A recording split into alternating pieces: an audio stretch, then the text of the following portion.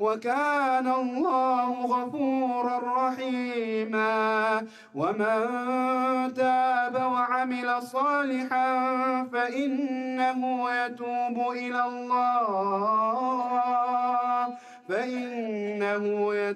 إلى الله متابا. والذين لا يشهدون الزور وإذا مروا باللغو مروا كراما. والذين إذا ذكروا بآيات ربهم لم يخروا عليها صما وعميانا.